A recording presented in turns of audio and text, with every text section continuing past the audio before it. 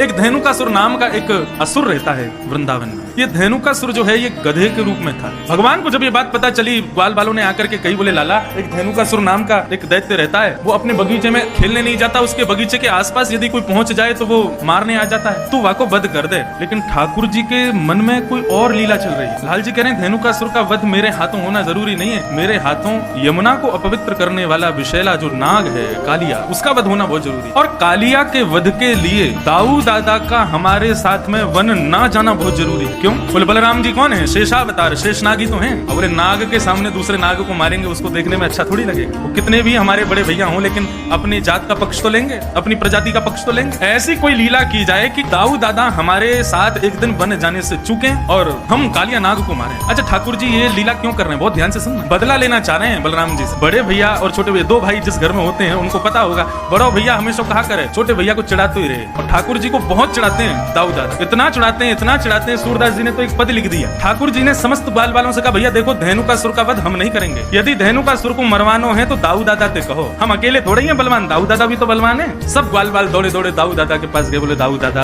आपके बल की तो कहा कही जाए, आप तो इतने बलवान हो, ऐसे हो वैसे, खूब प्रशंसा की। हर बार असुरन को कन्हैया मारे, आप कब मारोगे? दाऊ दादा बोले हम तो कोई कहवे ही ना है, हमें कोई बतावे ही ना है, कोई असुर को मारनो, हमें बताओ तो हमारे। तब सबने बताई, बोले धेनुकासुर नाम का एक दैत्य आया है वृंदावन में, आप उसको मार दो। दाऊ दादा ने तो महाराज कसली अपनी कमर, बोले अभी बता मैं कहाँ है धेनुकासुर, अकेलो कन्हैया बलवान थोड़ी है, हम भी कम थोड़ी है कन्हैया थे। अब यहाँ दाऊ दादा सब ग्वाल बालों के संग जा रहे थे, ठाकुर जी ने मधुमंगल को बुला, बोले सुन यहाँ पे दाऊ दादा जैसे ही धेनुकासुर को वध करे ना, पूरे वृंदावन में हल्ला मचा दियो, बोले दाऊ दादा ने गधा मारो, यूं मत कहियो असुर मारो। पूरे वृंदावन में हल्ला मचवा दियो और सबंत कह दियो दाऊ दादा ते छुए नहीं, गधा को मार के आए। मधुमंगल बोलो मुंह को कहाँ मिलेगा? बोले बढ़िया दूध पिवाऊंगा तो तू कहेगा छाछ पिवाऊंगा, दही दे दूंगा, मक्खन खवाऊंगा अपने हाथे, तू मेरे बस इतना काम कर दे। मधुमंगल बोलो ठीक है कर दूंगा। अब महाराज दाऊ दादा धेनुकासुर को मारने के लिए गए। साधारण गधा नहीं था, विशाल विकराल गधा, एक पूरा वन उसके वश में था, आज भी वो वन है। जैसे ही दाऊ दादा को धेनुकासुर ने देखा, दूर से ही महाराज दुलत्ती उठाता हुआ धेनुकासुर आया। दाऊ दादा ने दांव पेच खेला, उसके भीतर नीचे से जाकर के उसके दो टांगों को पकड़ के आसमान में 4-5 बार घुमा घुमा के वृक्ष के पास जाकर के फेंक दिया। वृक्ष से टकरा करके धेनुकासुर का वध हो गया। अब दाऊ दादा सोच रहे हैं लाला हमारो इतने सारे राक्षसन को मारे, सब लोग या को कंधा पे उठा करके सब नाचे गावे धूम मचावे, पूरे ब्रजमंडल में पुष्प वर्षण हो गए, गोपी अटारीन ते फूल वर्षा में सब स्वागत करें लाला को, आज वैसे ही स्वागत मेरो हो गए। श्रीदामा आदि सब सखाओं से ठाकुर जी ने कही तुम लोग खूब जय जयकार करते हैं इनकी, और मधुमंगल से कही तू पहले भाज के सबन को बता दियो गधा कुमार के आ रहे हैं। अब तो श्रीदामा तन सुखा मन सुखा धन सुखा सबरे ठाकुर जी के सखा दाऊ दादा की खूब प्रशंसा कर रहे हैं, जय हो दाऊ दादा की जय हो, बलभद्र भैया की जय हो, शंकरषण भैया की जय हो, खूब प्रशंसा कर। दाऊ दादा कह रहे हैं अब वृंदावन आवे वारो है, समस्त गोपियां छत पे खड़े है पुष्प बरसाएंगी, यशोदा मैया मेरी आरती उतारेगी, रोहिणी मुंह को हृदय से लगावेगी, कन्हैया मुंह को दंडवत प्रणाम करेगा, आज मैंने भी राक्षस मारो। लेकिन यहाँ जैसे ही दाऊ दादा वृंदावन में पहुंचे, गोपियां सामने से निकले और मुंह पे हाथ धर के खूब जोर से हंसे, ग्वाल बाल बगल से निकले तो हंसी मजाक करते हुए निकले, अरे दाऊ दादा तुमने तो नाक कटा दी आज हमारे। अटारीन पे गोपियां सब खड़ी हैं लेकिन मुंह को ढक करके खड़ी और जोर जोर से हास परिहास कर रही हैं। दाऊ दादा जिस गली से निकले वहां यदि समूह होता सब अरे भागो भागो भागो, यदि छुबियों मत गधा को मार के आयो है। दाऊ दादा के नेत्र लाल पड़ गए, आंसू निकलने लगे, रोते भय पहुंच गए। यशोदा मैया सब समझ गए किसने किया ये काम, रोते रोते गए यशोदा मैया से जाके बोले आज लाला ने मेरी ऐसा अपमान करवाया पूरे वृंदावन में, मैया मैंने राक्षस मारो, मैंने दैत्य मारो, भले ही वो गधा के रूप में हो लेकिन राक्षस हटाओ। और कन्हैया ने पूरे वृंदावन में झूठी खबर फैला दी कि मैंने गधा मारो। दोनों भैया में हाथापाई हेन लगी, दोनों लड़न लगे। यशोदा मैया आई, दोनों के बीच बचाव किया, दूर दूर किए, बोले कहा करना चाहो आज बता दो। दाऊ दादा बोले मैं बड़ा हूं, मैं पहले बोलूंगा। बोले बोल। बोले आज के बाद कन्हैया के संग में खेलवे नहीं जाऊंगा वन में। ठाकुर जी तुरंत चरणों में गिर गए, जय। अरे दाऊ दादा ऐसे मत करो, आपके बिना तो मैं कैसे खेलूंगा, आपके बिना कैसे जाऊंगा, आपके बिना मेरा मन कैसे लगेगा, मेरा ख्याल कौन रखेगा, मुकुमा वन में भोजन कौन करावेगा। दाऊ दादा बोले अब तो पता चलेगी, अब अकेले हो जा, मैं ना जाऊंगा तेरे संग, मैं अपनी दूसरी मित्र मंडली बनाऊंगा, बाकी संग रहूंगा, तू अपनी मित्र मंडली के संग जा। ठाकुर जी झूठे आंसू बहाने लगे। दाऊ दादा कह रहे हैं 2-4 दिन थोड़ा सा रूठेगा फिर मना लूंगा। ठाकुर जी लेकिन अंदर ही अंदर प्रसन्न हो रहे हैं, वाह भाई बहुत बढ़िया, अब कम से कम ये दूर तो रहेंगे, एक आध दिन में ही हम काम कर देंगे, कालिया नाग का वध करना है इनके बिना कर। ठाकुर जी बहुत चिंतित हैं कालिया नाग को लेकर। भगवान को 2-4 बार खबर मिली कि कुछ गाय यमुना का जल पीने के लिए जाती हैं और वहां यमुना जल पीते ही मूर्छित हो जाती हैं। आज प्रातः काल का सूर्य उदय हुआ, अपनी समस्त ग्रहचर्याओं को निवृत्त होकर के ठाकुर जी अपने समस्त ग्वाल मंडली के साथ में कंडुक क्रीड़ा करने के लिए यमुना पुलिन पर जाने लगे। आज ठाकुर जी उस दिशा में जा रहे हैं जहां आज तक कभी नहीं गए। मधुमंगल श्रीदामा आदि सब ठाकुर जी को रोक रहे हैं। बलराम जी होते हैं तो बलराम जी जो कहते हैं ठाकुर जी को करना पड़ता है, लेकिन आज रोकने वाला कोई नहीं। श्रीदामा कहते हैं लाला आज हम दूसरी तरफ क्यों जा रहे हैं? बोले आज हम यहीं खेलेंगे। वहां खेलते खेलते हार गए। सब ग्वाल बाल कहते हुए जा रहे हैं लाला यहाँ मत जा, हमने सुनी है यहाँ पे कोई कालिया नाग रहे और वाक्य कारण गैया और कोई भी ग्वाल बाल यदि वहां विचरण करे तो मूर्छित है जाए। हमने तो सुनी है ऊपर से कोई पक्षी भी उड़ के चलो जाए तो वाको भी मरना है जाए, इतना विष निकला है यमुना जी में थे। अरे ठाकुर जी बोले सब बनी वही बात है, कोई यमुना में कूद के स्नान स्नान ना करें या हमारे सबने भ्रम फैला रखो, ऐसा कछु ना है, चलो मेरे साथ। जैसे ही पहुंचे बंजर भूमि, दूर दूर तक केवल काली रेत दिखाई दे रही है। सब ब्रजवासी बालक घबरा रहे हैं, लेकिन ठाकुर जी के हृदय में जो भाव है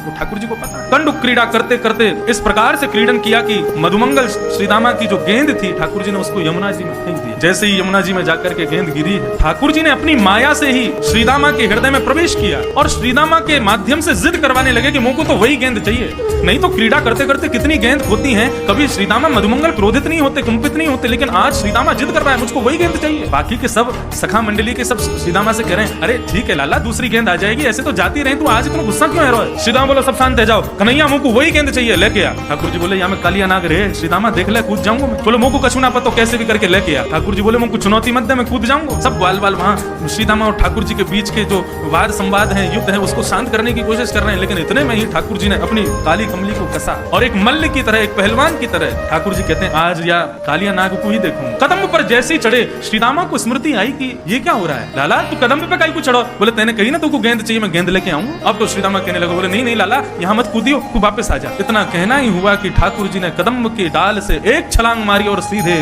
काली देह में प्रवेश कर गए। काली देह में भीतर प्रविष्ट हो गए ठाकुर जी। सब ग्वाल बाल त्राहिमाम चिल्लाते हुए दौड़े वहां से बन की वृंदावन की ओर। सब ब्रजवनिताओं को बुलाने के लिए, ब्रजवासियों को बुलाने के लिए सब दौड़े। यहाँ काली देह में जैसे ही ठाकुर जी ने प्रवेश किया, प्रवेश करते ही कालिया नाग सो रहा है और कालिया नाग की नाग पत्नियों ने ठाकुर जी का दर्शन किया। नाग पत्नियां मन में विचार कर रही हैं, ये कौन आया यमुना जल में? बोले प्रेक्षणीय है कोई, मतलब उससे नजर हटा नहीं पा रही। इतना सुंदर सुकुमार, एक छोटा सा कुमार बालक है। ऐसे सुंदर सुकुमार ठाकुर जी को देख करके नाग पत्नियां मोहित हो गई। तभी ठाकुर जी भीतर प्रवेश करते हैं और नीचे देखते हैं कि कालिया नाग सोया हुआ है। वेग से जाते हैं ठाकुर जी और उसके सोए हुए फण के ऊपर अपना पाद प्रहार करते हैं और उस प्रहार से कालिया नाग विशाल रूप धारण करके ठाकुर जी के सामने खड़ा हो जाता है। विशाल विकराल कालिया नाग ठाकुर जी के सामने खड़ा हो गया। जैसे ही ठाकुर जी को देखा, कुछ सोचता तो बाद में सबसे पहले फण मारा। जैसे ही फण मारने के लिए आगे बढ़ा, ठाकुर जी 2 कदम पीछे को हट गए। जैसे ही पीछे हटे तो फण जाकर के ठाकुर जी के चरण के अंगुष्ठ के अग्रभाग में लगा। पीछे हट गए ठाकुर जी। जैसे ही नीचे फण मारा तो फण नीचे जमीन में लगा, उससे और ज्यादा लग गई कालिया नाग के, तो और कुंपित हो गया, क्रोधित हो गया। सब दौड़े दौड़े आए। जैसे ही पूरे वृंदावन में पता चला कि ठाकुर जी काली देह में कूद गए हैं, छोटे छोटे बालक, बड़ी वृद्ध माताएं, युवती, गोपियां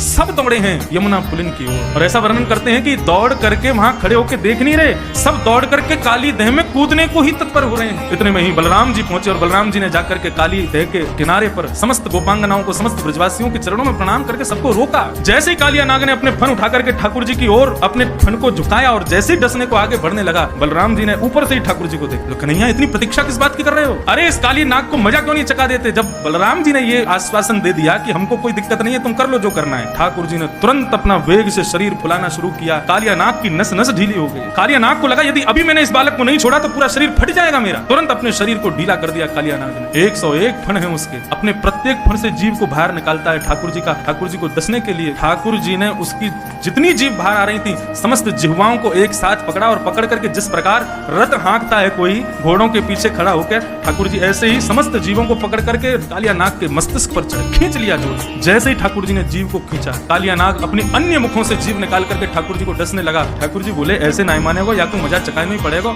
जिस जिस मुख से अपना फण बाहर निकालता है उस फण पर ठाकुर जी अपनी एड़ी दबाते हैं, चरण नहीं रखते हैं, अपने चरण के पिछले भाग से उसके मस्तिष्क को रोंदते हैं। अब 101 फण वाला कालिया नाग कभी पहली जीव को निकाले, कभी 10वीं जीव को निकाले, कभी 80वीं जीव को निकाले। जिस जिस जीव को कालिया नाग निकाले, ठाकुर जी उतनी द्रुत गति से उसके मस्तिष्क पर प्रहार करते हैं। आकाश मार्ग से समस्त देवता पुष्प वर्षण कर रहे हैं। तभी क्या देखती हैं नाग पत्नियां? कालिया नाग के मुख से, नाक से, कान से, हर स्थान से जितने छिद्र हैं उसके मुख में सब जगह से रक्त की धार बह रही। नाग पत्नियों ने सोचा कि यदि अब ठाकुर जी से प्रार्थना नहीं की तो हमारे पतिदेव मारे जाएंगे, मर जाएंगे।